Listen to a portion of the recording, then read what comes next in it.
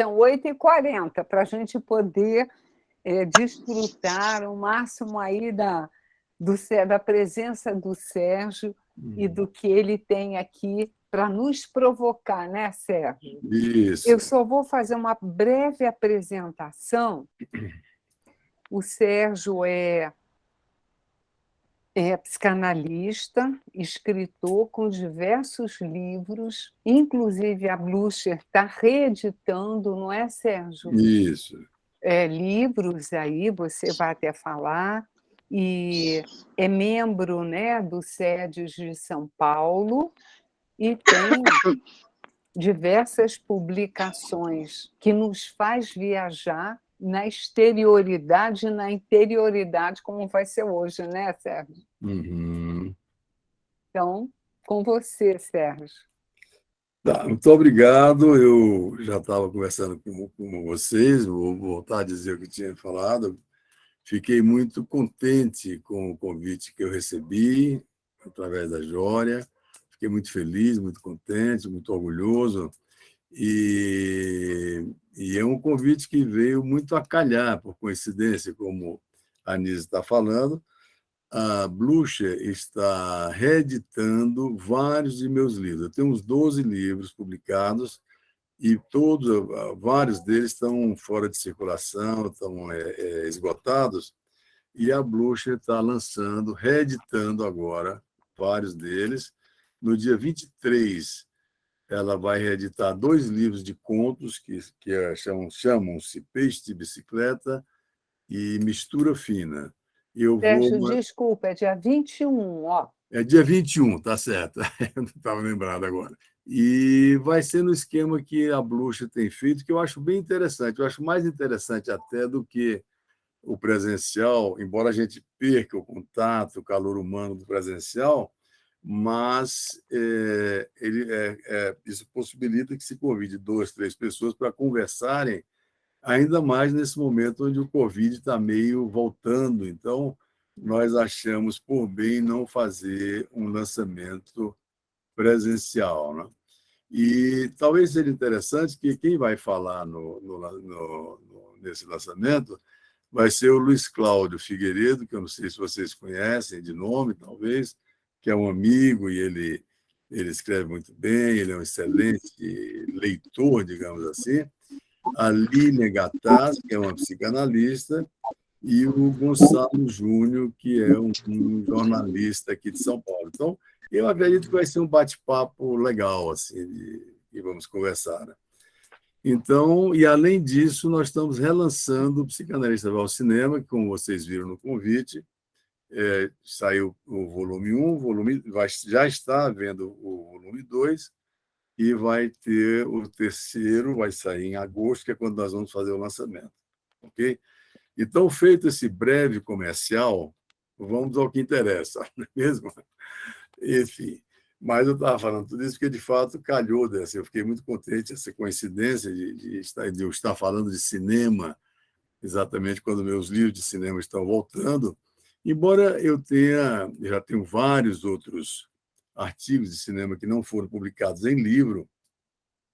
Agora mesmo, eu até mandei para a Jória e para a Nise, eu fiz uma pequena resenha de uma série da Netflix chamado Escândalo, Anatomia de um Escândalo, que é mais ou menos uma leitura analítica, no sentido de que eu estou usando a argumentação de uma analista francesa que critica o que ela chama de feminismo Me Too, né?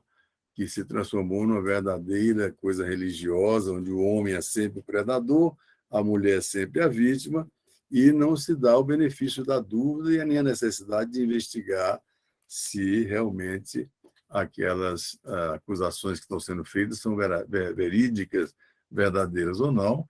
Enfim, esse foi o último artigo de cinema que saiu publicado no jornal aqui de São Paulo, né? Então, eu nunca parei de escrever sobre cinema, né? Eu gosto muito dessa atividade que hoje em dia se chama a psicanálise fora do consultório. Eu, inclusive, tenho visto, eu não sei se vocês seguem, da IPA, um podcast onde se chama justamente A Psicanálise Fora do Consultório. Não sei se vocês já viram, já está na 100ª e tanta edição, e é muito interessante, que mostra justamente trabalhos de psicanalistas nas mais diversas áreas, além da clínica convencional, e é muito interessante. Então, eu gosto muito disso, eu acho que é uma contribuição que a gente tem que fazer. O Freud achava exatamente isso.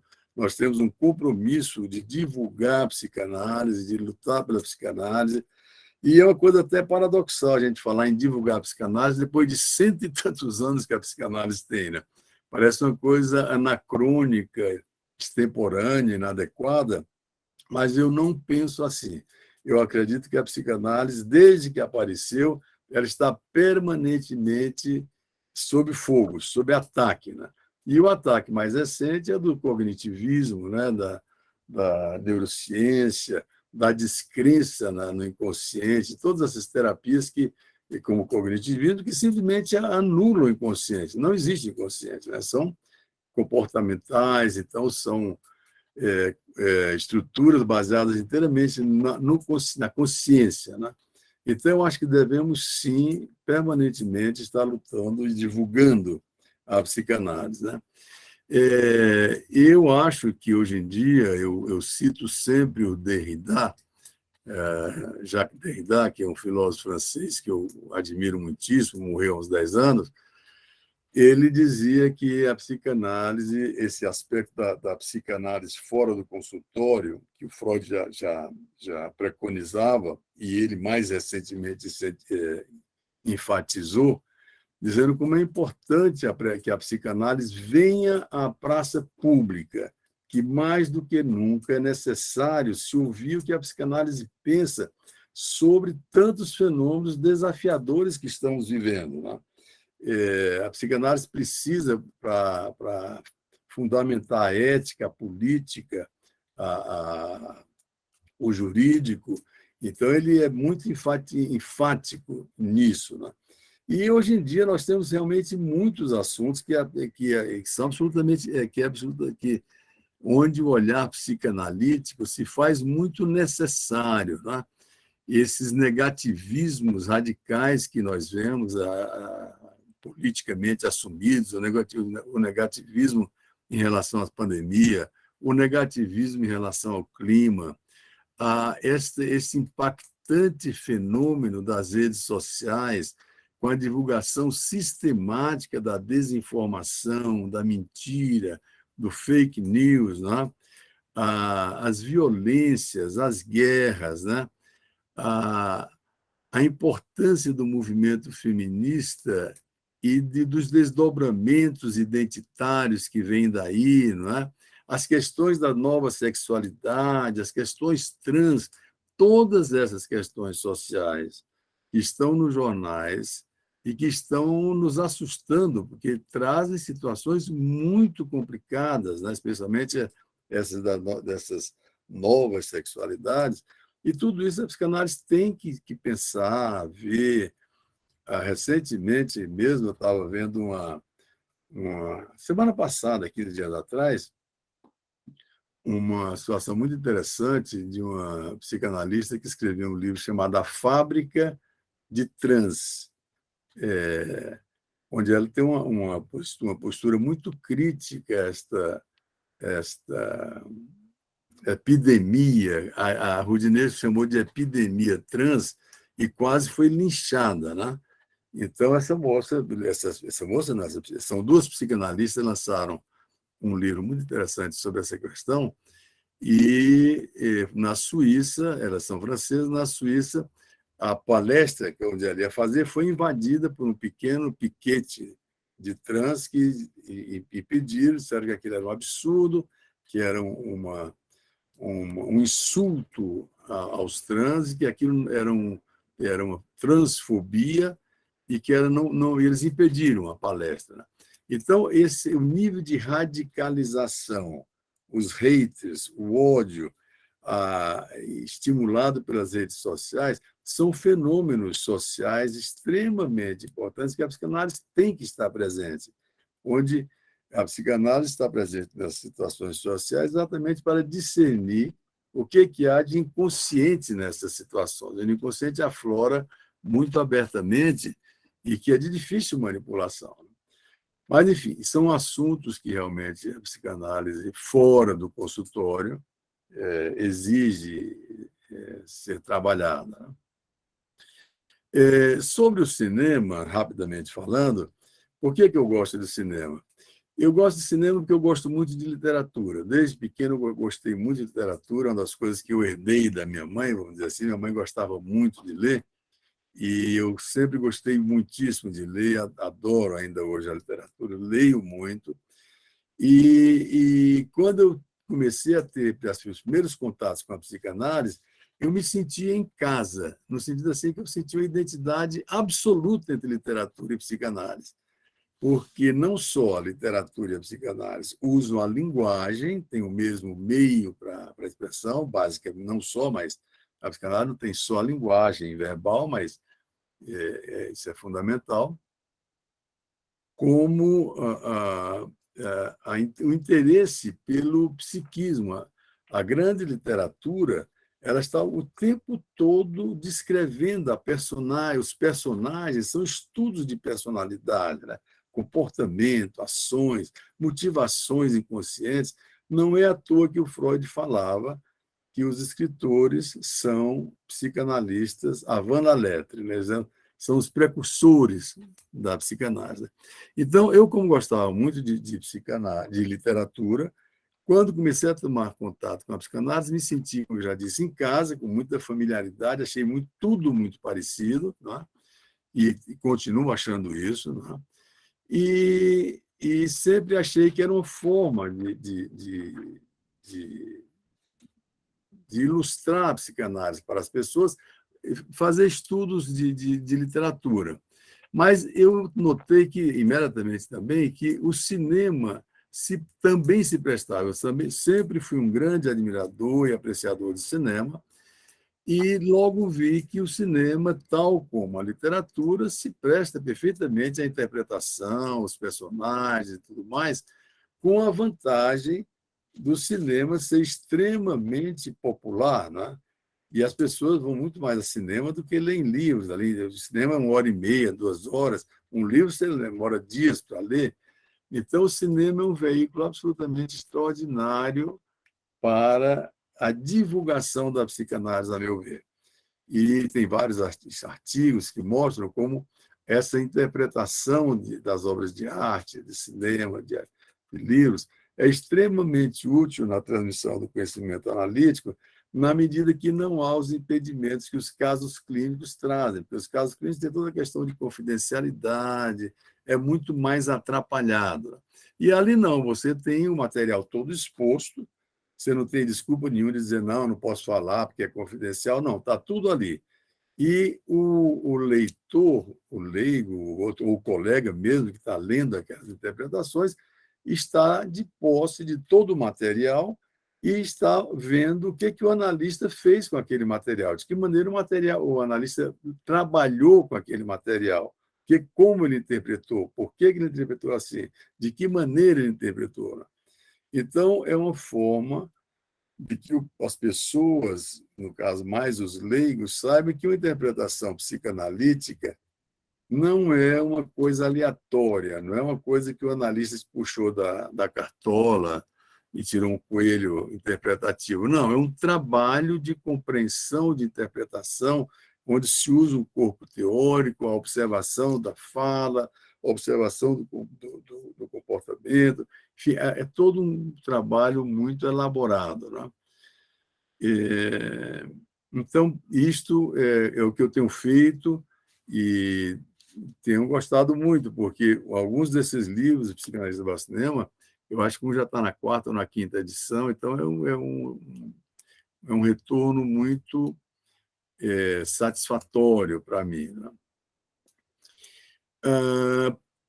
Então, é isso aí. Por que eu trabalho com cinema?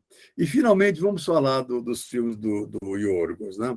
Por que eu escolhi o Yorgos, né? Eu escolhi o Yorgos porque eu não o conhecia. Eu Eu vim a conhecê-lo muito recentemente, tomar conhecimento vendo os filmes dele.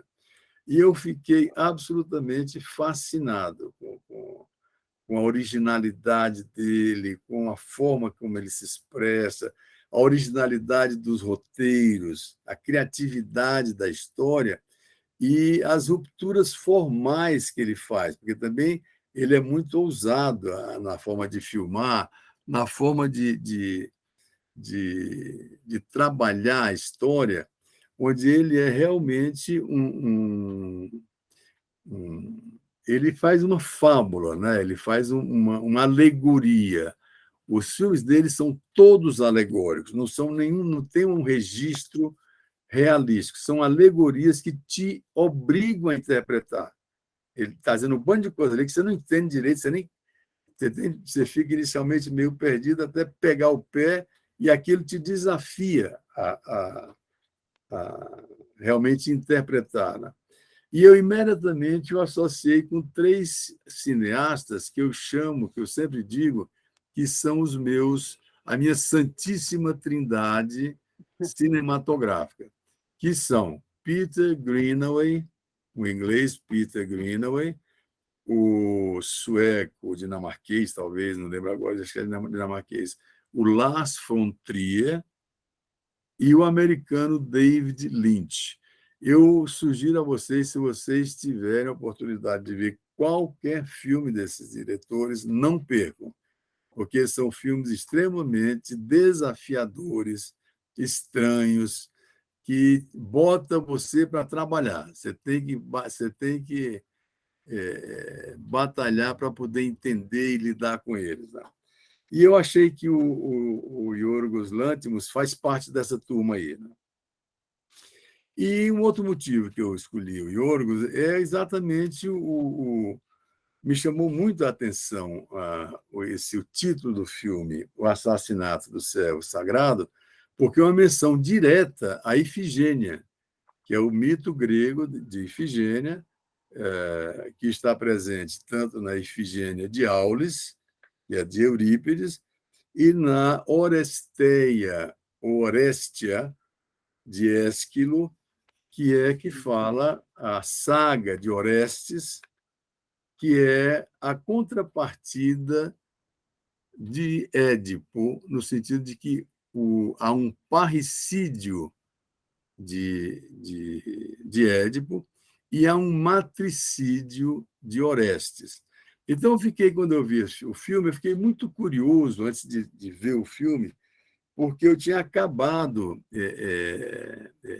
de ler o livro da Amba Jacob, que é uma scholar inglesa, chamada On Matricide, sobre o matricídio, e ela estuda bastante a Orestia, né? O mito de Orestes, e faz exatamente esta contraposição.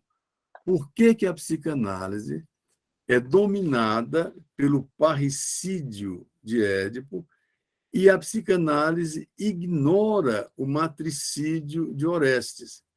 E eu, de repente, me fiz essa pergunta, mas, de fato, por quê, né? Como é que é isso, né?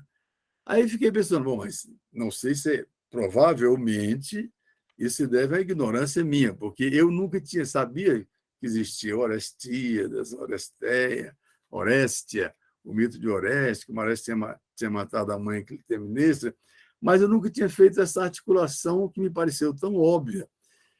Então, achei que era um pouco ignorância minha, e eu achei que era ignorância mesmo minha. Mas também me dei conta que talvez a Amber Jacobs tenha razão quando ela diz que este aspecto do mito foi reprimido, foi forcluído na teorização psicanalítica. Não se fala da morte da mãe, do assassinato da mãe, em nenhum momento específico, e não há nenhuma teorização articulada disso. Então, achei muito interessante a argumentação da Jacobs. Inclusive, usei numa interpretação longa que eu fiz do filme O Anticristo, do Lars von Trier, E nesse artigo que a Anísia mostrou numa palestra, num ciclo de palestras que houve no SEDES, onde eu tento fazer uma articulação entre o matricídio e o patriarcal, a situação patriarcal. E eu proponho como que a repressão, a forclusão do matricídio seria o gerador do patriarcado. Entende? Aliás, esta é a tese da Amba Jacob. Então, quando eu vi tudo isso, eu fiquei super interessado. Isso. Corpos, sexualidades e diversidades. É um livro bem interessante, porque é sobre sexualidade feminina. Várias questões atuais, bem atuais. Sérgio, só um minutinho, por gentileza. Eu estou escrevendo no chat, tá? Para quem quiser depois, tem a referência, tá? Ok. Bom, e para nós, um outro motivo de ter escolhido o Lanthimos é exatamente como eu já disse, os filmes dele, para nós psicanalistas, são extremamente importantes porque ele lida com muita propriedade com esses fatores inconscientes da constituição do sujeito, toda a conflitiva inconsciente, ele transita totalmente com isso aí, não é? E também o aspecto formal, esse aspecto metafórico, alegórico, que nos obriga a interpretar. É muito curioso esse aspecto do Lanthimos. Então, achei que era uma coisa muito apropriada para a gente ver. Não é? Eu fiz algumas considerações aqui sobre a questão de como o cinema lida com o sonho. Não é? É muito frequente, todo diretor de cinema mais ou menos quer fazer cenas oníricas, né? E às vezes são muito catastróficas. A maneira como eles mostram o sonho é muito pouco adequada. Pouco adequada, o que eu estou querendo dizer com isso? Muito não corresponde à nossa experiência onírica. Todos nós sonhamos e todos nós sabemos como o sonho é aquela coisa indefinida, meio fluida, meio atrapalhada, meio caótica, tem uns pedaços que tem, não é muito difícil colocar no cinema a linguagem onírica, embora muitos tentem, né?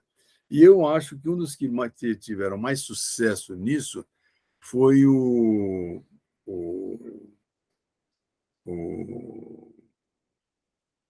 Tarkovsky, que é um cineasta russo, no filme chamado Nostalgia, onde as cenas vão se fundindo umas nas outras, os personagens de uma determinada época começam a entrar numa outra época, e um visual muito apropriado, né?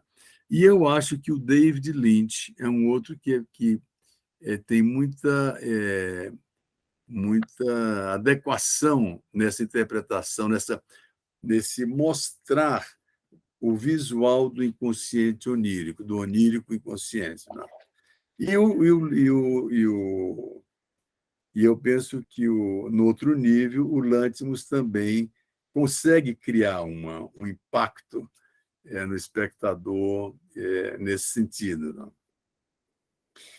Bom, e dos dois filmes que nós vamos ver, eu já soube aqui através da Jória e da Nise que muitos não conseguiram ver, eu não sei se muitos não conseguiram ver o Dente Canino, porque realmente não está mais em nenhuma plataforma, e não sei, espero que alguém tenha visto, alguém já falou que já tinha visto, a Nise disse que viu, a Jória disse que viu fragmentos do Servo Sagrado, né?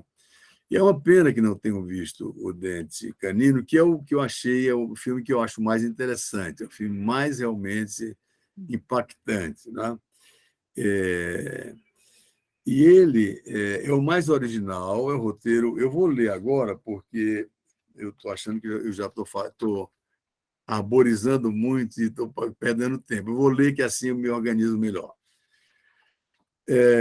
Dos dois filmes, O Dente Canino é o que me parece mais original, é um roteiro inusitado que mostra os efeitos desastrosos que a endogamia, o fechamento para o mundo, trazem para uma família.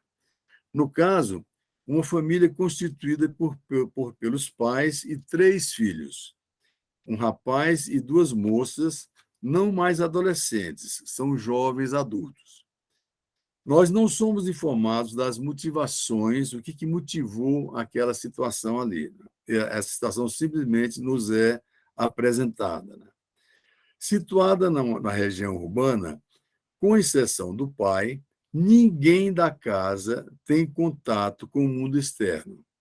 O pai estabeleceu leis claras e específicas e punições severas são aplicadas se desobedecidas.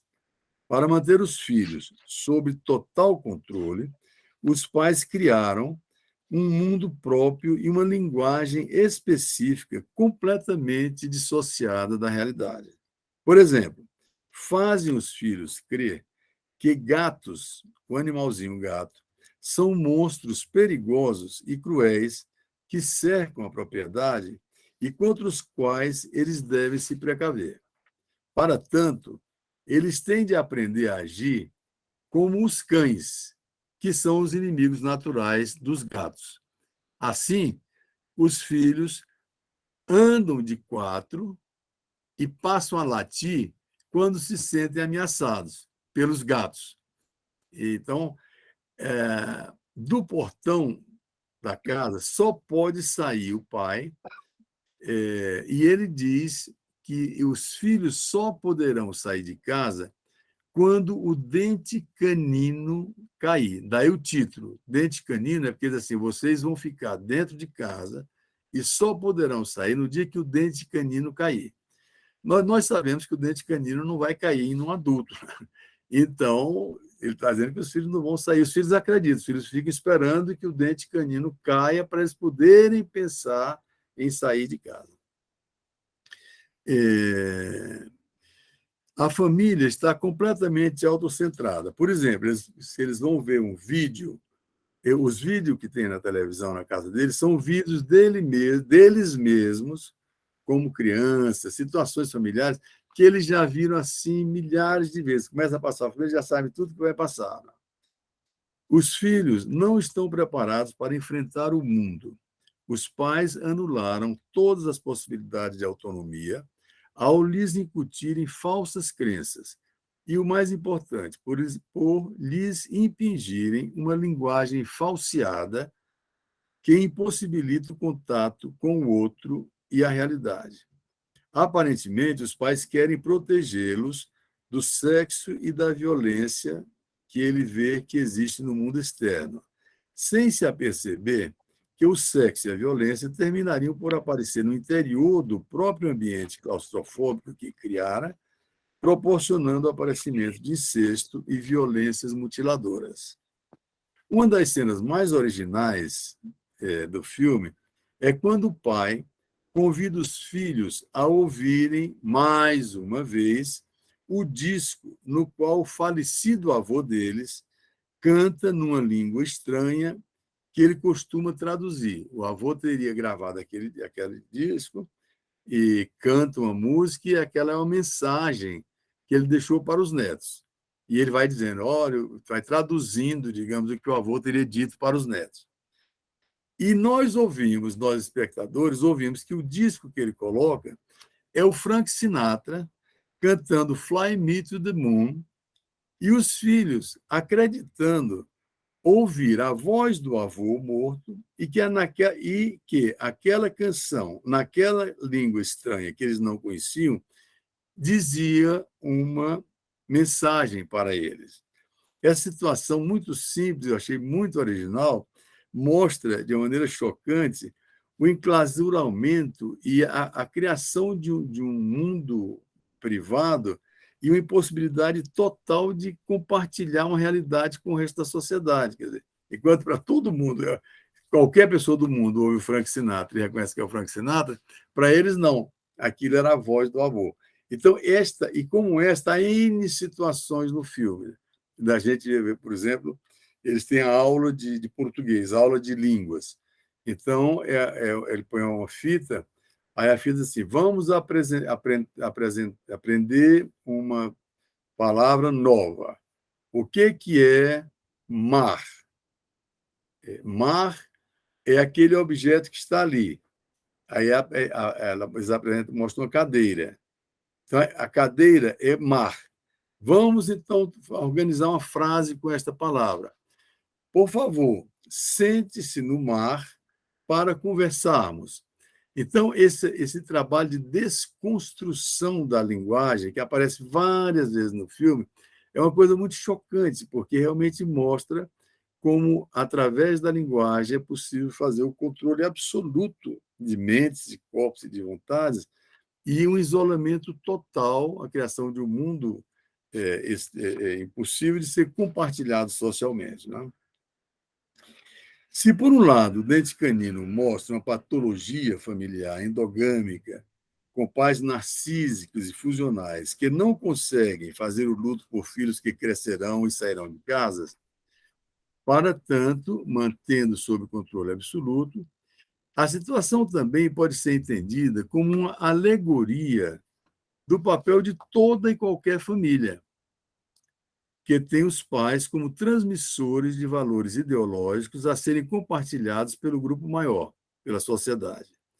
Os pais, inevitavelmente, transmitirão esses valores a partir de seus próprios filtros pessoais, culturais, familiares, religiosos, de tal modo que as distorções que a família pode causar na transmissão de valores comuns é corrigida e contrabalançada pela sociedade como um todo, pela escola, pelos vizinhos, pelo resto dos amigos, né? E tudo mais. Né? Esse necessário contraponto, que é o que acontece normalmente, não existe nesse mundo distópico que o Lanthimos apresenta. Né? A questão da linguagem, como eu já disse, remete diretamente ao Newspeak. Não sei se vocês leram a novilíngua do livro 1984. Não sei se vocês chegaram a ler o livro do George Orwell, onde o controle de massa é através da linguagem. Né?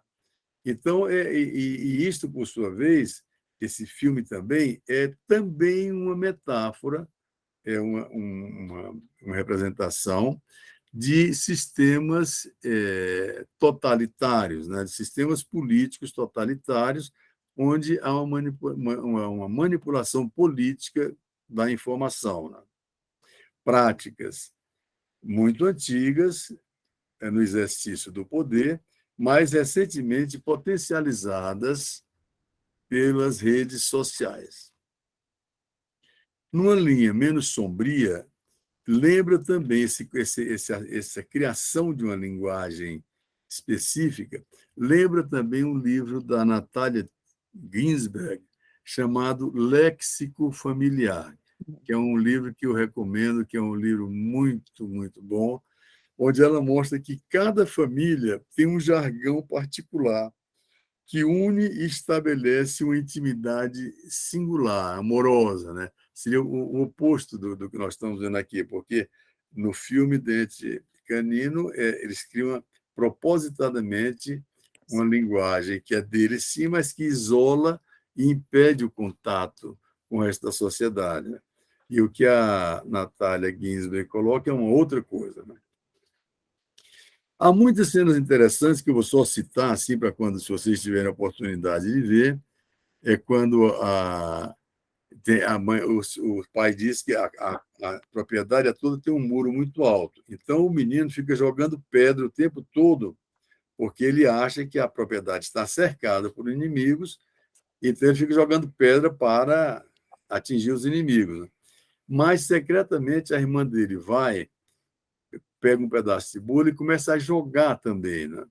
Então, é muito bonito, porque, ao mesmo tempo que o menino, o rapaz, está com medo, expressando um ódio, quer atacar os supostos inimigos, a menina quer fazer as pazes com aqueles supostos inimigos, há uma tentativa de se abrir para esse outro que está lá fora, que um vê como um absoluto, numa linha paranoide, vê como um inimigo, e o outro vê que é um outro, e a menina vê como um outro a ser amado, a ser bem tratado com o bolo que ela joga.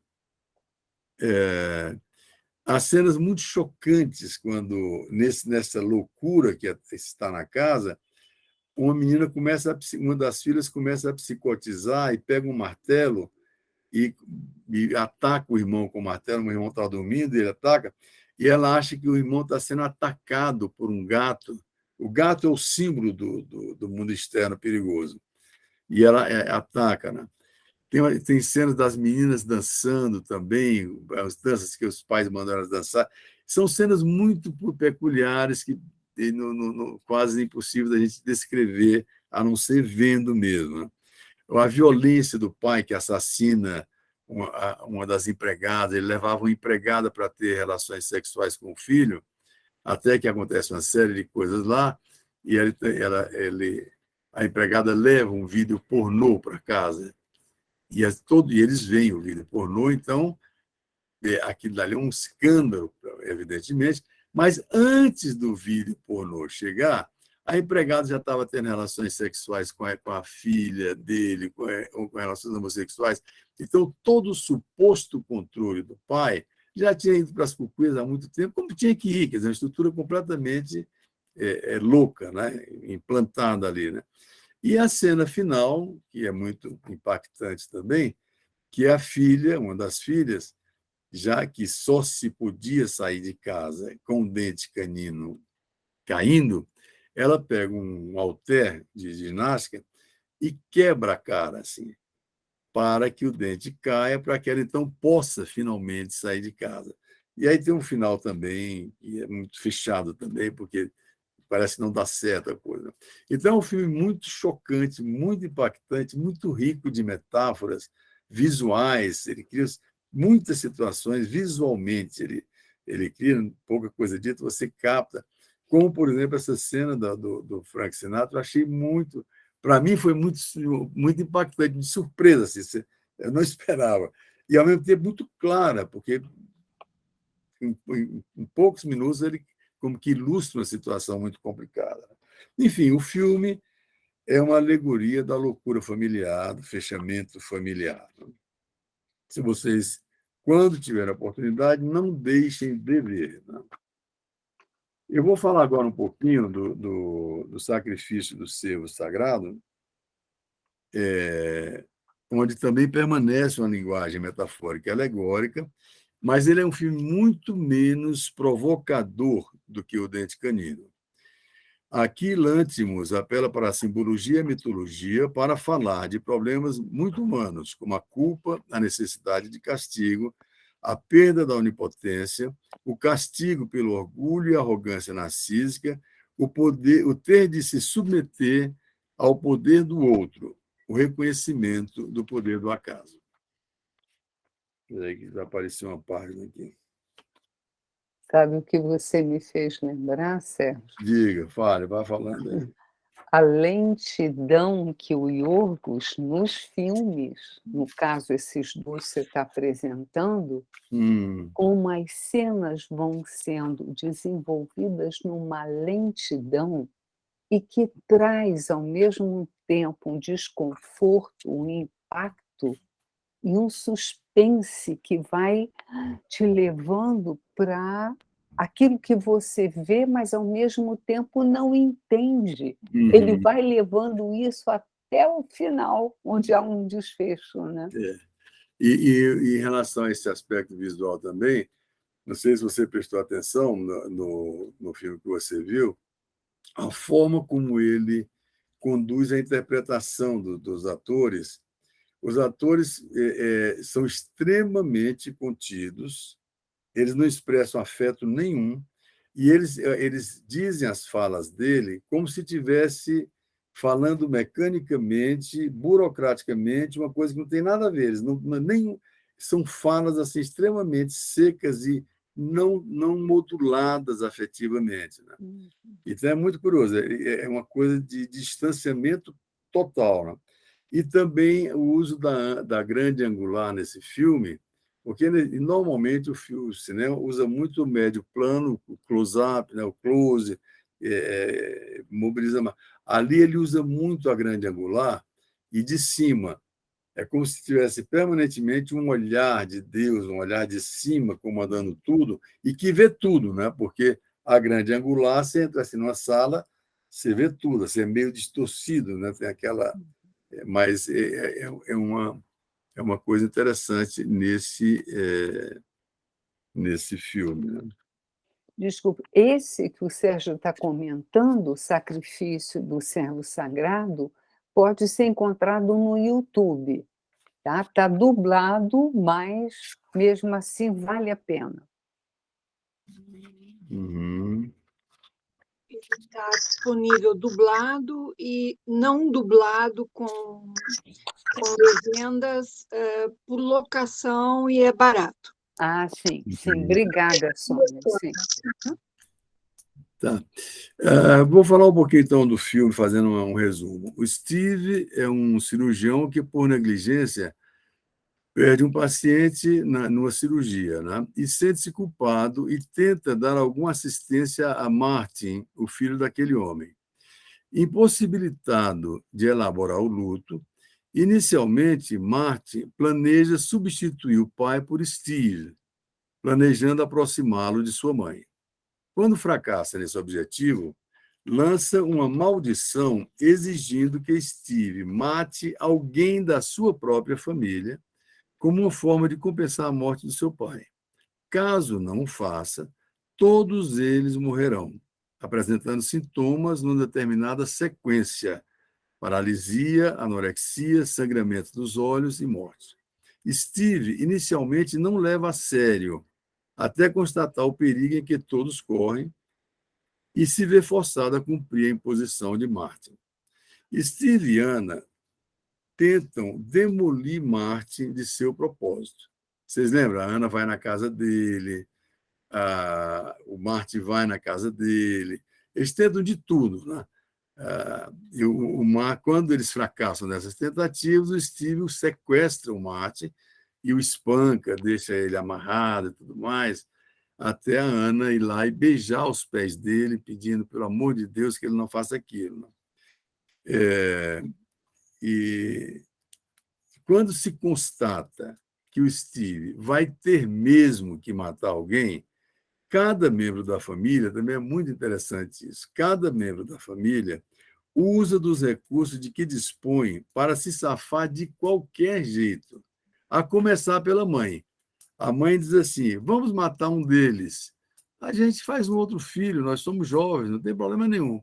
Mata um, ela já querendo ser salva, porque na maldição, ele, Steve, não morreria, mas ele teria que matar a mulher ou um dos dois filhos. Aí a mulher já tira o corpo fora e diz: não, vamos matar eles, né? O menino que era desobediente, não cortava o cabelo, não fazia, não aguava a planta, não fazia os pequenos trabalhos de casa, imediatamente passa a fazer. Né? E a Kim é a mais ambígua, porque a Kim trai todo mundo, faz o diabo lá, e depois, quando é flagrada, né, na traição dela, ela se oferece para ser imolada. E aqui é um ponto mais imediato com Ifigênia, porque Ifigênia, como nós vamos ver em seguida, a Ifigênia se apresenta para ser imolada quando o Agamenon vai matá-la. Né? Tem toda uma história que logo mais eu conto, mas esse é um ponto de contato bem imediato com a Ifigênia.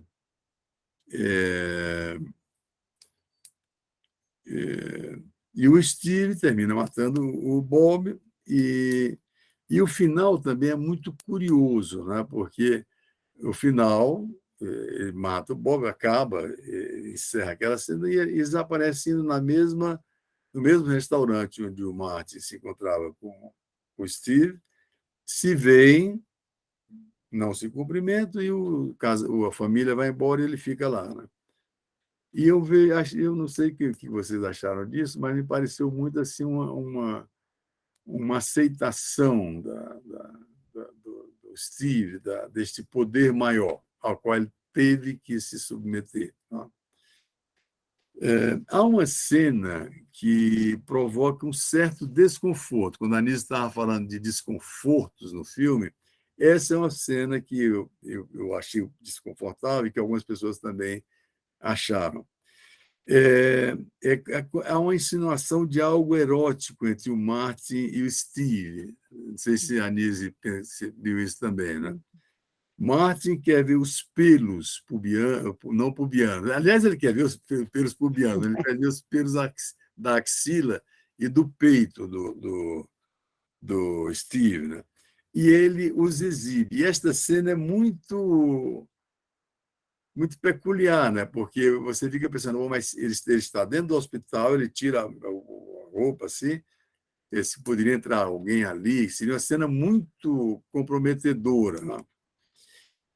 E essa cena tem uma continuidade tem um desdobramento, vamos dizer assim, ainda mais enigmático, que é quando o Steve, procurando se aproximar do Bob, trocar segredos, lembra dessa cena?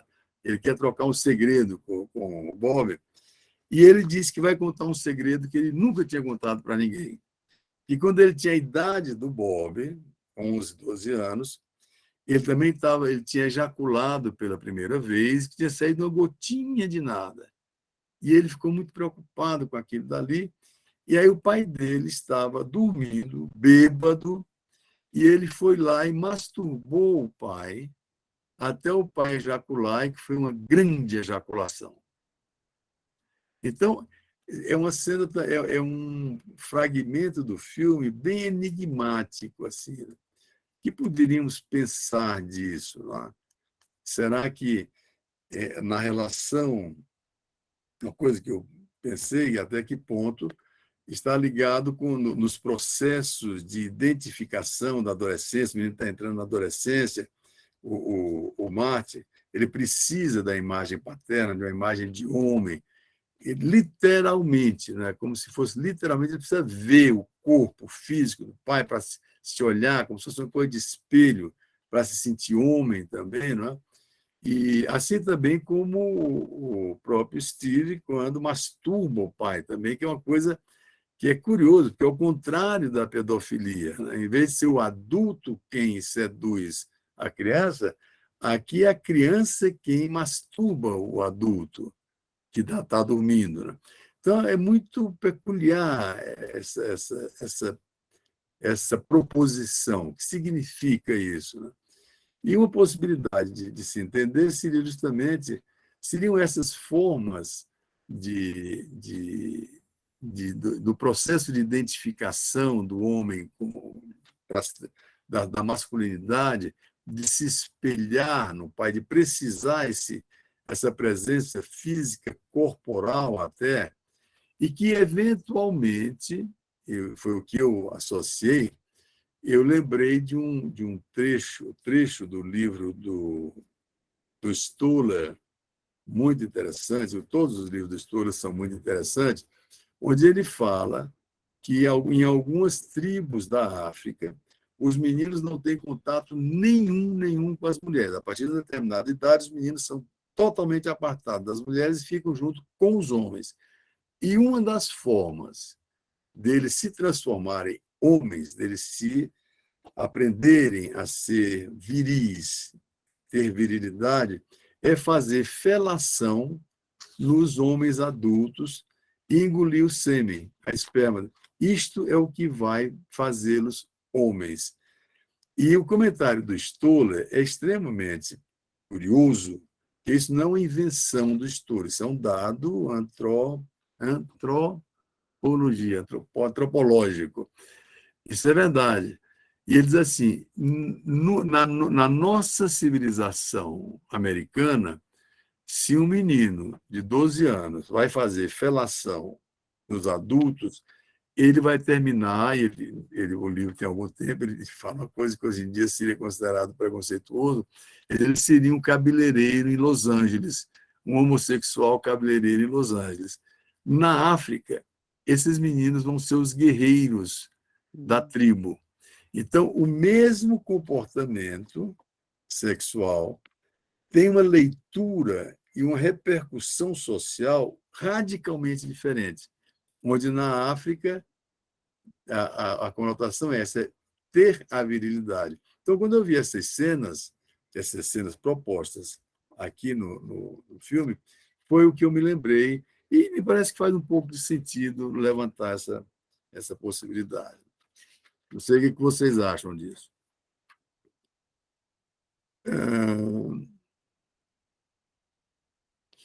Agora, para entrar mais um pouquinho na ligação, eu já falei que o filme tem essa ligação da Kim se comportando como a Ifigênia. Eu vou falar um pouquinho da Oresteia, ou da Orestia, de Ésquilo, para a gente poder entender bem, entender um pouco melhor qual é a ligação, porque a questão que ficou para mim assim, por que o Lanthimos, ele podia ter contado essa história todinha e não ter falado de Ifigênia, por exemplo. Aí ficaria só a questão da culpa, o menino poderia ser a projeção da culpa dele, né? Do superego dele, ele está culpado porque eventualmente bebeu, etc, etc. Teria sido por isso que o cara teria morrido, não se sabe bem, mas na cabeça dele sim, e o menino, na hora que vem cobrar, poderia ser uma personificação do superego dele. Mas ele não quis dar essa versão, ele apelou para a mitologia, apelou para a Ifigênia. Então, a questão que eu me coloquei é o que quer dizer isso? Por que para ele era importante a figura de Ifigênia, sendo que a Ifigênia está dentro de um mito enorme. A história da Ifigênia é o comecinho aqui e tem N desdobramentos. Então, de que maneira, o que estaria ele querendo falar com isso?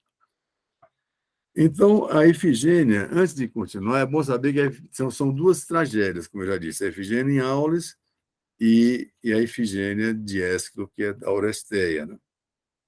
Na Ifigênia em Aulis, que é o que está mais próximo, talvez, do filme, a Ifigênia, o Agamenon... Bem, eu vou ler, depois eu volto aqui atrás, senão vai atrapalhar.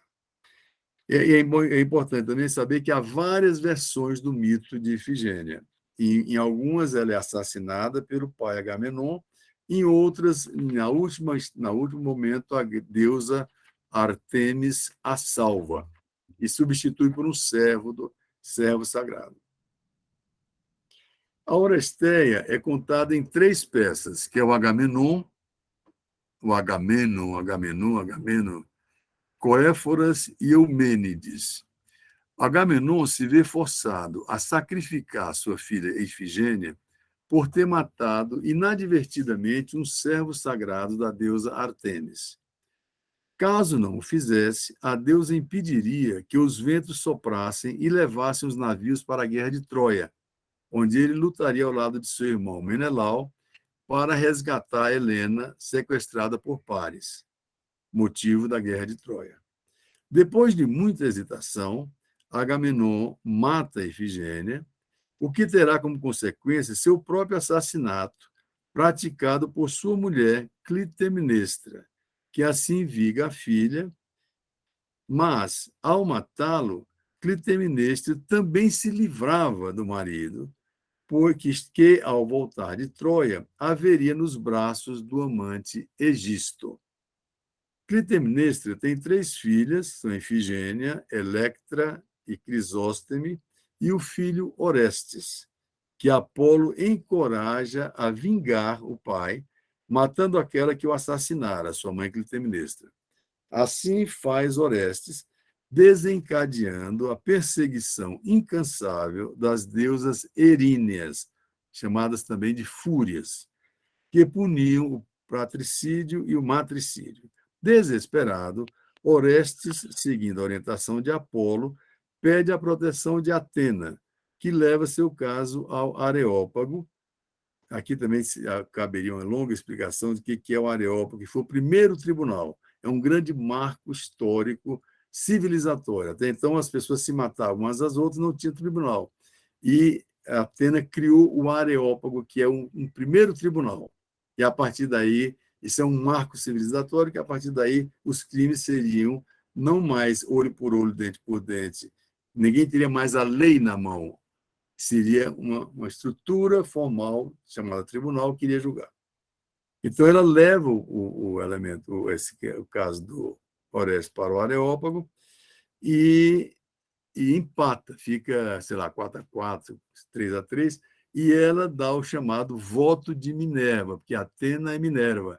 Ela, com o voto dela, ela faz a balança pender para Orestes, e Orestes é considerado inocente. Há duas formas de interpretar a Oresteia, ou Orestes. Uma delas é a de Melanie Klein, que vê o matricídio de Orestes como expressão não de um conflito direto de Orestes com a mãe, e sim como uma forma de resgatar a honra do pai, algo semelhante a Hamlet, acossado pelo fantasma do pai a exigir ter sua honra lavada. Melanie Klein vê no matricídio uma expressão de amor ao pai, uma decorrência do Édipo invertido. Orestes ama o pai mais que a mãe, por isso a mata.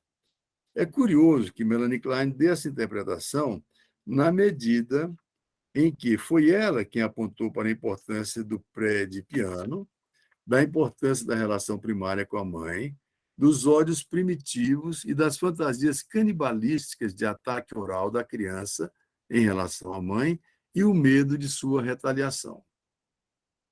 De qualquer modo, Melanie Klein interpreta a incessante perseguição das eríneas, das fúrias, como uma evidência do superego sádico que pune a agressão cometida no estágio esquizoparanoide e vê a transformação das eríneas em benevolentes, assim como a instalação do tribunal do Areópago como evidências do aparecimento de um superego protetor próprio da fase depressiva. Vê-se, então, que a sua interpretação da Oresteia, ao enfatizar o Édipo negativo, Melanie Klein está presa à lógica fálica.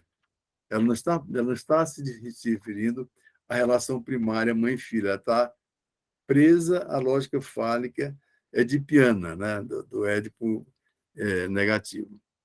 Bem diferente é a interpretação da Oresteia proposta por Amber Jacob. Jacob parte do reconhecimento da importância central de Édipo na teorização psicanalítica, mas afirma que ele não esgota os problemas da constituição do sujeito, especialmente no que diz respeito às mulheres.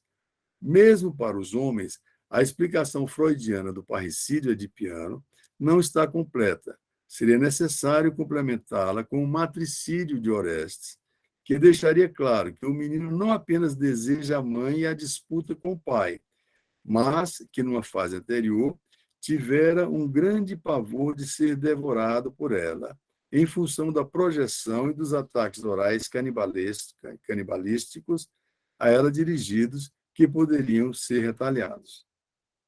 Seguindo Levi-Strauss, Jacobs propõe que a compreensão completa de qualquer mito grego exige a sua contextualização nas demais tragédias e mitos da época. Ou seja, a exclusividade do mito parricida de Édipo, que exclui as demais, entre eles o matricídio de Orestes, deixa pontos cegos na elaboração teórica. Apoiando-se em Green, Kristeva, Derrida e Irigaray, Jacob pensa que a introdução de outros sistemas simbólicos, além do parricida edipiano, proporcionaria uma concepção simultaneamente mais completa e mais fluida dos processos de constituição do sujeito, o que atenderia mais a problemáticas atuais, como, por exemplo, o das sexualidades não binárias. Assim como Melanie Klein, Jacob também atribui importância central ao julgamento do Areópago, no mito de Orestes, mas ela o vê de forma diferente. Mostra que Atenas, que não teria tido mãe, seria filha exclusivamente de um pai, Zeus, de cuja cabeça teria nascido, já vestida para a guerra, usa desse argumento para salvar Orestes. Por não ter tido mãe, não se escandaliza com o matricídio praticado por Orestes e prova que a mãe é dispensável pois o pai sozinho pode gerar uma criança. É aí que Jacob introduz um argumento decisivo ao mostrar a forclusão ou denegação de um importante dado. Zeus se casara com Metis, uma titânide esperta e inteligente, que o orientava em suas decisões. Temendo a profecia de que Metis, grávida, teria um filho que seria mais poderoso que ele, Zeus a engana, fazendo-a assumir a forma de uma mosca e a engole. Metis permanece viva no interior de Zeus. E Jacobs mostra, então, que há um duplo matricídio na Oresteia, o de Clitemnestra e o de Metis, este último muito mais importante, pois consolida uma falha na lei do pai, desde que assentada sobre uma negação. Da mesma forma, fica comprometido o ganho civilizatório do Areópago, pois se apoia numa fraude. A apropriação do poder criativo da mulher pelo homem e a fantasia partenogenética do poder, de poder da origem sozinho à vida, seriam a matriz do patriarcado. A negação ou forclusão dessa verdade é a base do patriarcado e sua veracidade claudicante. A Jacobs propõe que disto tudo deveria ter saído uma lei da mãe. Assim como existe uma lei do pai, deveria ter havido uma lei da mãe. Mas na hora que Metis, o Júpiter, nega ter matado Metis e se apossado do poder dela, não foi possível elaborar um luto e a partir daí processos constitutivos, como acontece com o Édipo. O Édipo se reconhece que houve a morte do pai, e o Édipo entra em culpa, se castra, se cega. Há todo um processo que termina com a introjeção do lei do pai. Isso não acontece com o matricídio. Não? Bom, eu acho que eu já estou falando demais, já são quase 15 para as 10. Eu só gostaria de concluir colocando, muito bem, e esta longa história mítica, o que isto tem a ver com o filme? Então, uma coisa que tem a ver com o filme, como eu já disse aqui, já dei a entender, é esta aproximação óbvia de uma maldição, né? Você matou acidentalmente Agamenon matou acidentalmente o servo, a deusa se vinga, obriga ele a matar a filha. Aqui também o médico matou acidentalmente o fulano, vem o filho como se fosse a deusa e também lança a maldição e ele é forçado a matar um filho. Então, então essa é a estrutura de Efigênia, e a Kim, que se comporta exatamente como a Efigênia se comporta na Efigênia em Aulis, porque na Orestia ela se rebela até o fim, ela não quer ser assassinada, e o pai a mata mesmo. Na Efigênia em Aulis, ela se oferece, quando ela luta, aí quando ela vê que realmente porque o pai diz assim, eu não posso deixar de matar você, porque senão ele vai, o exército grego que está esperando sair e que sabe que eu tenho que te matar, se eu não te matar, o exército grego nos mata a mim, mata a tua mãe, mata todo mundo. Então ela diz, bom, mas então se é para o bem da pátria, se é para o bem de Esparta, sei lá qual é a cidade, eu me ofereço para ser imolada. E ela se oferece, aí nesta versão, a deusa desce e a resgata e coloca um ser sagrado lá para substituí-la. Então, há uma clara vinculação com isso. A primeira vinculação que tem. Né? Agora, por outro lado, além desta vinculação mais explícita, a Amber ela fala que o assassinato da Clitemnestra, o assassinato de Ifigênia, o assassinato de Clitemnestra e o assassinato de Metis são crimes que passaram são crimes de homens contra mulheres, são como que feminicídios, e como tal passaram completamente desapercebidos e não punidos. Por exemplo, enquanto Freud foi punido severamente em relação à morte do pai, com 1000 problemas, o Orestes foi simplesmente inocentado pela deusa Atena. Não é? E o Médici também ficou por isso mesmo. Então, há uma crítica ao machismo, ao patriarcalismo, ao crime dos homens contra as mulheres. Né? Então, de alguma maneira, os 2 filmes, está criticando esse poder patriarcal absoluto dos pais sobre a família, onde eles mandam e fazem o que bem querem, um poder narcísico, onde não é possível absolutamente contestação, tanto num como no outro. Não? Por exemplo, ninguém, quando ele tem de matar um dos filhos, nenhum dos filhos, a Kim tentou fugir, não deu certo. Não? E a outra coisa que também eu acho que podemos, como analista, pensar que está ligado ao filme, é que esses modelos das tragédias gregas, que são várias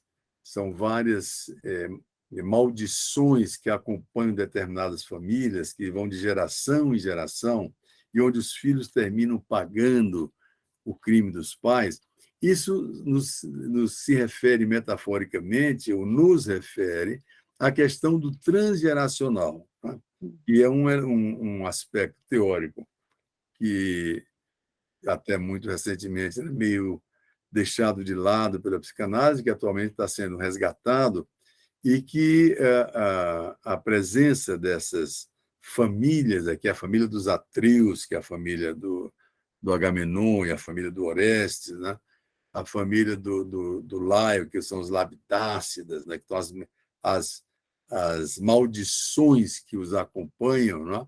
E que os filhos vão pagando isso. Né? O próprio Édipo, sobre esse aspecto, está pagando a maldição do Laio, pai dele, que seduziu Crisipo homossexualmente e levou Crisipo ao suicídio. E Pélops, que é o pai dele, foi quem lançou a maldição. Né? Então, resumindo, o que os filmes poderiam dizer, além das coisas mais óbvias, seriam essas referências ao patriarcalismo, uma crítica ao patriarcalismo, que não deve ser confundida com a crítica ao nome do pai, são coisas diferentes, e esta menção à questão transgeracional, onde o crime vai passando de uma geração em geração e com consequências muito graves, muito difíceis. Né? Então, corri bastante, eu espero ter sido que tenha dado para seguir o que eu estava falando, porque realmente eu falei muito rápido e vi que realmente ficou muito comprido aqui. Mas era mais ou menos isso que eu tinha para falar aqui para vocês. Mas, Sérgio, se por um lado foi comprido, né, como você disse, foi desencadeando aí tantas reflexões, por outro lado, eu fiquei pensando nas pessoas que não viram filme, né? Só por curiosidade, eu gostaria que... Quantas pessoas viram o filme, só para ter ideia? Você viu? Uhum. Sônia também, não, Sônia? Eu observo. Ah, sim. Uhum. Uhum. Então, aí aberta para quem Sim, mas quiser desculpa, levantar eu te algum. interrompi, você ia dizer alguma coisa, de que você estava Sim, pensando, quem não eu viu estava o filme... pensando isso, né? Um diretor grego Uhum. pensando tanto na questão do dente canino, onde há uma alienação, né, total Uhum. da sociedade, né, que Uhum. os pais achavam que contaminariam os filhos, o quanto contaminou pela própria loucura, né? Uhum. Adultos jovens, mais crianças. Crianças, totalmente. E é uma cena, para mim, uma das cenas impactantes quando quer dizer, sobrevoam aviões que passam, né, Sim. pela rota Uhum. ali. Ali o pai não podia controlar, porque está, né, Uhum. o céu aberto ali, jogava aviõezinhos de brinquedos, É. né, para manter a ilusão. E quando a Uhum. filha descobre, a segunda, a mais velha das 2, né, descobre que, como você trouxe, né, Sérgio, Frank Sinatra era o avô, era tudo uma dissimulação, e Uhum. por acaso, com a entrada da funcionária do pai na fábrica, Cristina, ela é o elemento que traz esses valores de fora e Uhum. entra da endogamia para uma exogamia. E, a partir daí, né, desencadeia todo um movimento, e a filha, então, vai até descobrir que no quarto dos pais tinha um telefone. Telefone, esse objeto que trazia algo que, né, trazia algo que desmentia toda enfim, essa ilusão. Uhum. Mas, enfim, essa de como o ambiente familiar ou o ambiente cultural vai, me veio a palavra, que vai formatando essa subjetividade, né. Uhum.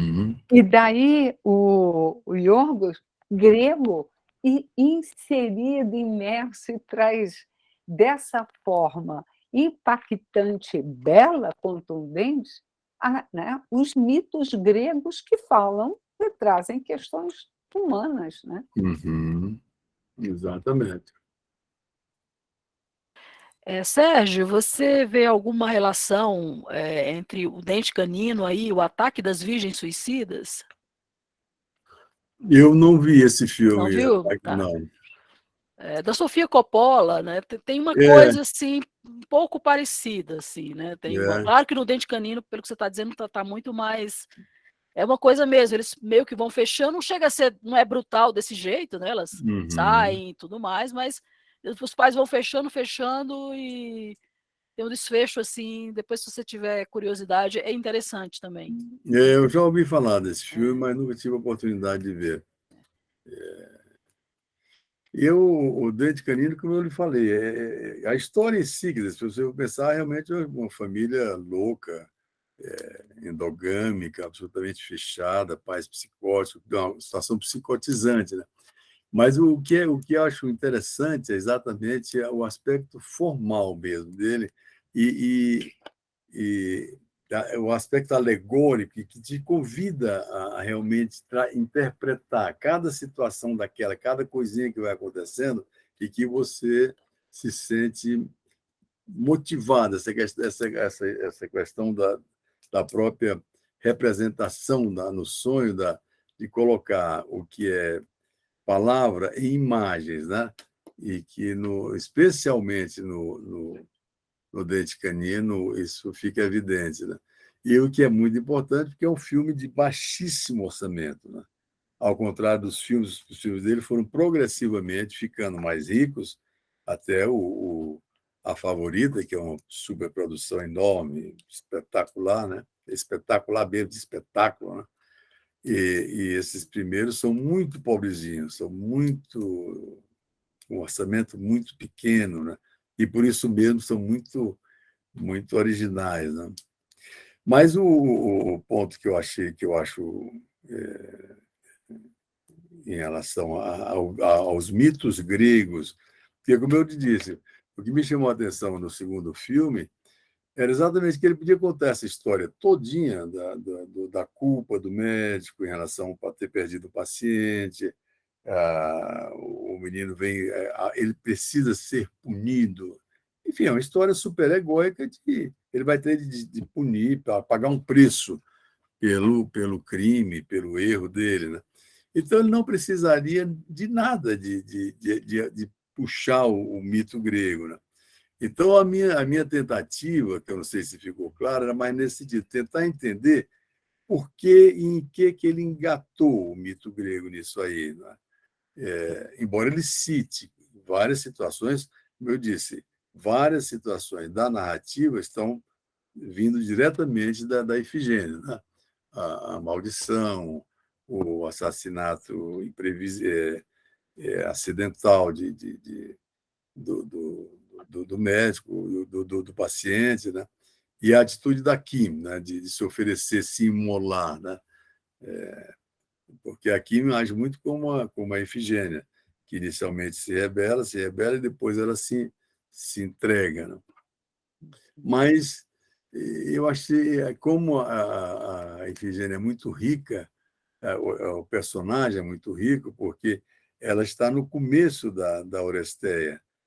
Começa justamente com a morte dela, e é isso que vai desencadear tudo, né? Quer dizer, ele é o começo da situação. O Agamenon é obrigado a matá-la, e isso desencadeia o assassinato do Agamenon, desencadeia o assassinato de Clitemnestra, né? Então, é uma série de coisas que vão se encadeando, né? E uma das possibilidades que eu vi foi essa, assim, ele teria, talvez, com isso, querido dar uma amplitude maior à questão do poder patriarcal, né? Do poder dos reis, dos pais, né? Os pais são os reis da família, que mandam e desmandam. O pai do Dente Canino é absolutamente um líder totalitário, né? E o Steve também é um líder que ele tem poder absoluto, né? Ele não é questionado, né? Ele faz e não é questionado. Então, eu acho que essa questão também do poder do homem, do poder do pai, né? Do poder da... E é nisso que eu também achei interessante a gente pensar sobre uma coisa é você criticar o patriarcado, o machismo, as implicações sobre a mulher, né? Do controle da mulher, do exercício do poder sobre a mulher, que às vezes fica meio confundido com o nome do pai, a lei do pai, né? E a lei do pai não é igual ao patriarcado, né? O patriarcado é o exercício abusivo de um poder do homem. E a lei do pai é justamente aquela que faz a castração da relação fusional da mãe com o filho, né? É aquele que apresenta o mundo para o filho. E isso é que eu acho que, na hora que se faz essa confusão de se criticar o patriarcado e meio se ataca a figura do pai, que está muito, vamos dizer assim, debilitada em função exatamente da queda do patriarcado, porque na hora que o patriarcado cai, se debilita a figura do pai por haver esta confusão lá. E essa confusão, eu penso que nós, analistas, deveríamos estar atentos para discriminar, né?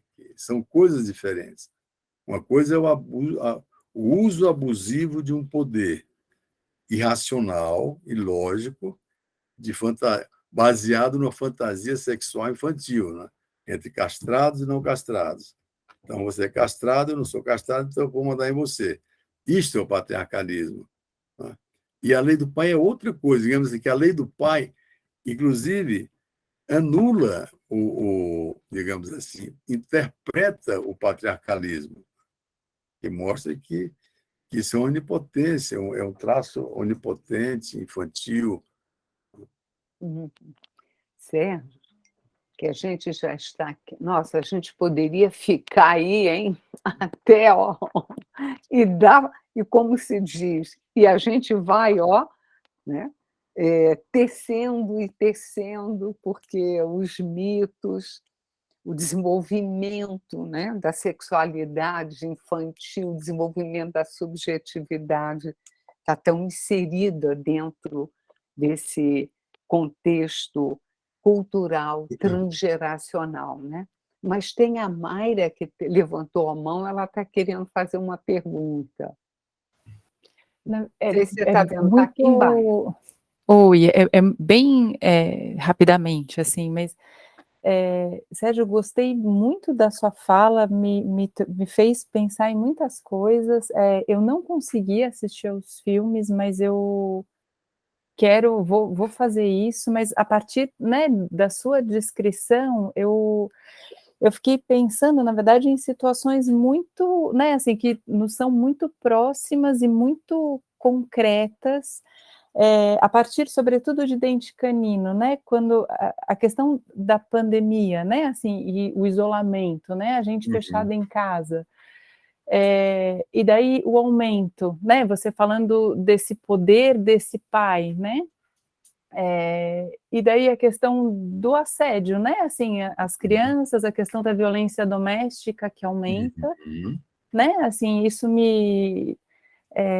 ficar, né, entre as quatro paredes, né, e daí a vulnerabilidade das crianças, Sim. enfim, me fez pensar nisso. Uhum. E eu também, e a questão também agora do homeschooling, né, Sim, que volta um pouco essa questão, né, da casa, né, da sim. família, da casa, os valores, né, e daí o que isso significa, o que isso pode produzir. E daí Uhum. você falava, né, dessa, da diferença, né, do patriarcalismo, né, desse poder do pai e a lei do pai, né, como são Uhum. duas coisas Diferente. distintas, né, Uhum. e daí me vinha, né, assim, a questão justamente, né, da esfera privada e da esfera, pensando na Hannah Arendt, né, assim, a esfera privada, a casa, oikos, né, assim, daí o lugar da violência, né, e a esfera pública, o lugar onde circula a palavra, e Uhum. daí me vem, né, a questão dessa lei do pai, que é um outro, né, que não, que daí é a sociedade, daí são valores, enfim, eu fiquei pensando nessas experiências que nos são agora, né, muito, muito próximas, enfim, Uhum. era só esse o comentário e queria agradecer, achei muito rica a sua fala e me fez ficar com muita vontade de assistir. Vou ver os filmes. Obrigada. Obrigado a você. Eu acho que você tem toda a razão, e que, de fato, essa questão do espaço público e privado é curioso, porque, de certa maneira, é como se o poder desmesurado do pai, o poder patriarcal, acontece muito mais dentro de casa, vamos dizer assim. E aí seria uma longa conversa também que precisaríamos ter, porque na medida em que a figura paterna se enfraquece, né, não é muito curioso que, ao mesmo tempo que a figura paterna se enfraquece, existe politicamente a ascensão de líderes totalitários, de direita, radicais, autoritários, né? Então, é como se a humanidade quer ter pais autoritários e totalitários, a humanidade tolera não ter pais autoritários e totalitários, a humanidade quer ter a responsabilidade da autogestão, vamos dizer assim. A humanidade quer ver políticos como pais que cuidam deles, ou querem ver políticos como pessoas a quem está sendo delegado o poder, que devem prestar contas depois, que o poder não é deles, que esse poder tem de circular, eles têm que depois voltar e prestar contas direitinho, né? Então, isso é uma coisa muito curiosa. A questão do patriarcalismo, do poder, do pai forte, de que maneira isso aparece na política, né? E uma coisa que você falou que eu achei bem interessante, a questão do homeschooling também, que é uma coisa que é muito grave, né? Porque a escola é um grande elemento de socialização, não é? De compartilhamento de crenças, de ideias socialmente aceitas, né? E é claro que todos isso também tem níveis de ideologização, não é? Sempre tem, em tudo aí, né? O problema é quando isso se radicaliza demais e se afasta demais da realidade, né?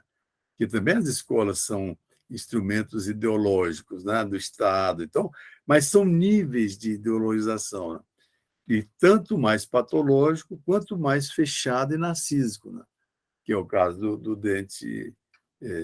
E no homeschooling, por exemplo, as crianças são impedidas de ter esse convívio social. Aliás, os pais querem exatamente isso, né? Acho muito bem colocada a questão do homeschooling, porque é como se o dente canino fosse a exacerbação máxima do homeschooling, né? E os pais é quem estão ensinando a língua. A língua não é compartilhada socialmente. Não, eles dizem assim, olha, isso aqui é mar. O nome disso aqui é mar. A humanidade toda diz que mar é uma quantidade de água que separa continentes. Não, eu digo para você que isso aqui é mar, e você acha, porque você não tem outra fonte de informação, que isso aqui é mar, e vai continuar achando que isso aqui é mar. Até enlouquecer, ou até se sair daqui, né? Uma coisa complicada. Então, é muito, muito pertinente essas colocações. Alguém mais gostaria? Porque é tão instigante, né, que a cabeça fica... Eu gostaria de fazer um comentário em cima dessa última fala. Primeiro, agradecer o Sérgio. Foi extremamente inovador para mim ouvir, pela primeira vez estou ouvindo, essa questão da foraclusão do matricídio, né? E eu achei isso revelador e importante. Acho que está aí para pensar. E eu também, na última fala que você mencionou, você falou a sociedade quer paz, a sociedade não quer paz. Não paz. E eu fiquei pensando, né, mas que sociedade? Né? Porque eu acho que isso depende da idade emocional. O que nós estamos propondo é uma sociedade sem paz, sem necessidade de paz, para que idade emocional social? Né? Porque parece que a gente tem uma predominância de patologias e formas culturais muito, muito infantis para não ter paz. Então, esses pais ainda têm que estar dentro de casa, pelo menos, para que quando essas crianças cresçam, eles possam ter uma sociedade sem paz, no nível social, né? Me parece, me passou isso pela cabeça. Gostaria que você comentasse se não tem um certo sentido de que se deixarmos sem paz essa sociedade no estágio atual, médio, em que se encontra, é caos. Né? Me dá essa sensação. Não, eu acho muito pertinente também o que você está colocando, e que é bom porque me dá a oportunidade para esclarecer o que eu estava querendo falar. É claro que a presença dos pais na família é uma presença constitutiva, pai e mãe, a meu ver. E quem ocupa essas funções paternas, maternas, função de cuidado, função de sustentação, enfim. Isso é absolutamente estruturante e é extremamente necessário para que, no futuro adulto, essa pessoa tenha autonomia. Mas é necessário que haja essa situação onde a criança tenha de estar, tolere a sua dependência, né? Não seja onipotente, tolere-se dependente, e que esses pais não abusem do seu poder. Porque a questão é essa, dos pais também não serem narcísicos e fazerem de seus filhos objetos de projeção, de identificação e de fusão. Né?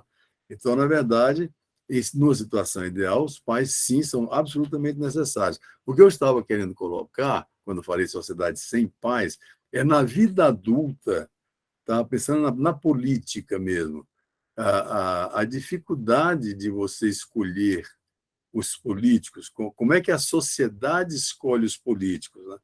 Porque é tido e havido, e é verdade, que o aspecto emocional da escolha dos políticos é absoluto, né? É uma coisa muito irracional. Você não tá, a gente nem sabe quem votou, por que votou, sabe um aqui, ali, vereador, deputado, nós não sabemos, né? Mas não é só no Brasil, não. Eu acho que isso é uma questão social do mundo. Quer dizer, eu acredito que a ideia que eu estava querendo transmitir é que o aparecimento de líderes autoritários, assim, em vários lugares, por exemplo, na França, você pensa, na França hoje tem um fulano de direita, não lembro o nome dele agora, como que você imaginaria na França, que é o país das luzes, da cultura, da esquerda, uma coisa do outro mundo, um líder de direita fortíssimo, né? E com valores e padrões e propostas absolutamente conservadoras, fechando uma série de conquistas. Então, como é possível isso? Por que a sociedade adulta, não estou falando de criança, por que as pessoas querem líderes assim? Por que a Alemanha quis um Hitler? Lembremos que Hitler foi eleito maciçamente, incontestavelmente. Queria-se um Hitler. Não? Então, é isso que eu digo. A gente fala no enfraquecimento da figura paterna, fala-se na crítica do patriarcado, mas, ao mesmo tempo, há um anseio por figuras paternas fortes. Né? O Zizek tem um livro que eu acho muito interessante, eu não vou lembrar o nome agora, onde ele fala não sei se vocês vão lembrar, que nos anos 80 houve uma epidemia, uma coisa louca nos Estados Unidos, uma histeria coletiva das lembranças reprimidas. Você lembra disso? E, de repente, todo mundo achava que tinha sido estuprado pelo avô, pelo tio, pelo avô. E aquilo, milhões de pessoas, foi uma crise histérica, curiosamente abafada, mas se você procurar na internet, tem sim essas coisas todas. Eu me lembro que eu segui bem de perto, dentro do que era possível seguir de perto.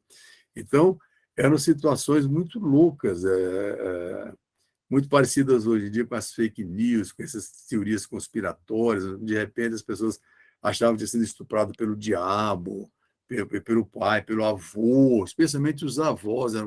Muitas famílias se destroçaram, porque mulheres adultas diziam: quando eu era menina, meu avô me estuprou. Então, de repente, se recuperava. Tinham terapeutas de memória reprimida, tudo uma distorção da psicanálise. É uma história muito complicada, muito interessante essa. E o Zizek, então, pega esse exemplo e diz assim: nos Estados Unidos, existe um matriarcado cada vez maior. As mulheres mandam e desmandam. E isto é uma coisa enlouquecedora, porque a epidemia das falsas memórias, das memórias reprimidas, indicava que as pessoas preferiam ter um pai louco estuprador do que não ter pai nenhum e ficar nas mãos de uma mãe onipotente. Então, achei muito interessante isso, porque ele está dizendo exatamente isso, que socialmente falando, entre ficar numa fusão psicótica com uma mãe onipotente ou ter um pai, mesmo que louco, estuprador e violento, é melhor ter esse pai porque você sai da psicose. Essa é a ideia dele. E que você pode discutir, abre-se muitas questões, mas a ideia que eu acho que é importante a gente pensar a partir do que nós estamos vendo é isso. Qual é a importância do patriarcado, do pai, da figura do pai, no ambiente interno e no ambiente social, na grande sociedade?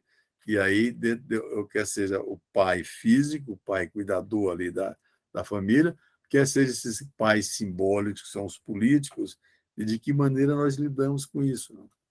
E o aspecto infantil, regressivo, idealizador, de ficar idealizando A, B, falando de tal, todas as provas contrárias, mas você quer porque quer que aquele fulano seja daquele jeito. Não?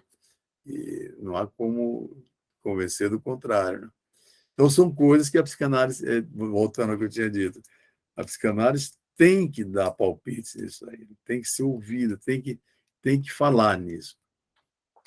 Então, Sérgio, alguém mais gostaria de fazer algum comentário?